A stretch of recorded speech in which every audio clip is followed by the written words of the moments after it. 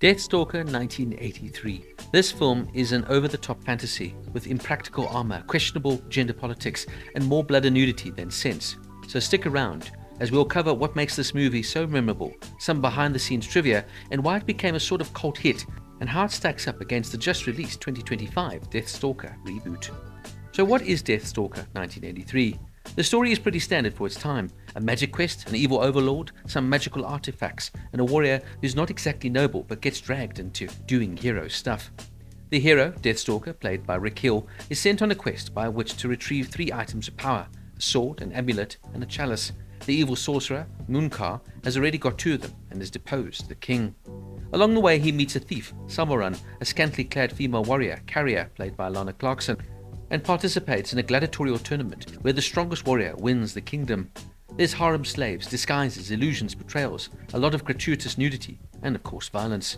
Eventually he fights monstrous creatures, rescues women, retrieves the artifacts, but then destroys them instead of using them, because power corrupts, well, so he says. Munkar then of course gets his comeuppance.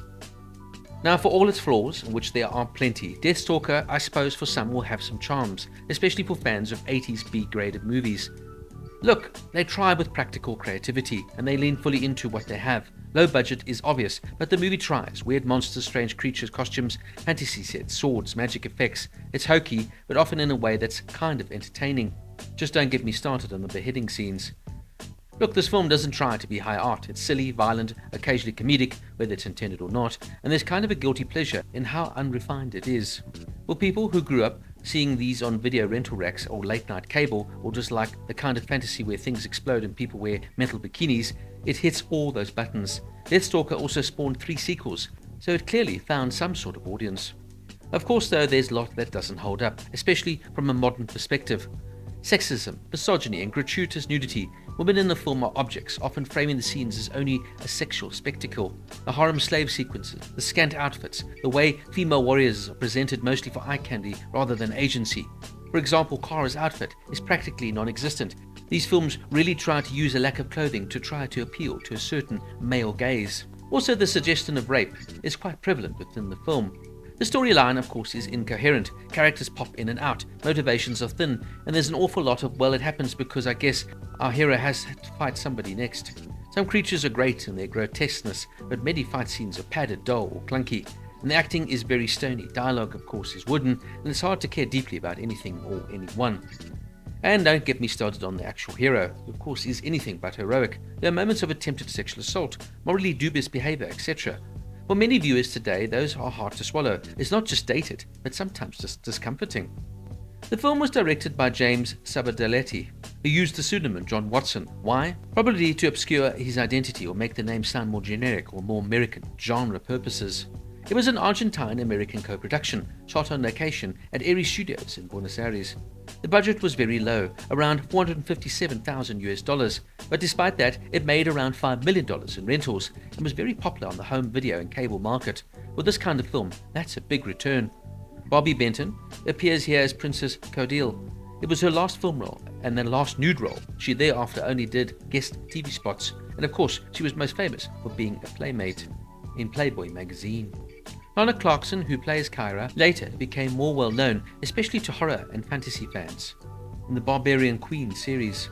Unfortunately though, she would be tragically murdered in 2003 when she was shot by a famed record producer, Phil Spector, inside his home. He was later charged with second-degree murder and was convicted in 2009. She was just 40 years old. The VHS and promotional artwork was done by Boris Vallejo, famous fantasy artist. The movie poster has that classic muscular barbarian swords and danger layout. He would also design the cover artwork for National Lampoon's European Vacation. In the early 80s, after the success of Conan the Barbarian in 1982, starring Arnold Schwarzenegger, there was a hunger for sword and sorcery fantasy films. Deathstalker was a part of that wave, and it tries to capture what worked: muscle, magic, flimsy morals, and of course monsters. There was a taste for spectacle over narrative coherence.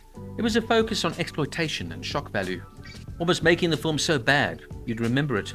These films are also known for their sort of cheesy factor, the bad acting, the clunky dialogue, bizarre moments, almost producing unintentional moments of comedy. People would rewatch it to laugh and point out the weirdness. And of course, these films don't overstay their welcome. This film only runs for an hour and 20 minutes. And don't worry, there's been a remake of Deathstalker, produced by, of course, famed guitarist Slash of Guns N' Roses fame, this time starring Daniel Bernhardt as Deathstalker. Deathstalker gets a 3 out of 10. It's not awful in the total sense. There is maybe some entertainment value, especially if one comes in with low expectations and a sense of humour, but from a modern lens it has serious flaws, misogyny, pacing problems, and sloppy logic. But if you factor in the 80s nostalgia, cult appeal, so bad it's good moments, and how it represents an era of fantasy filmmaking rarely seen now, then it is kind of unique in its own strange way. But trust me, this is definitely a film you really need to switch your brain off and watch it in context. So if you like this kind of pick apart for 80s fantasy, give this video a thumbs up, subscribe, and if you're new, ring the bell so you don't miss the next review. And don't forget to let me know down in the comments what you thought of Deathstalker.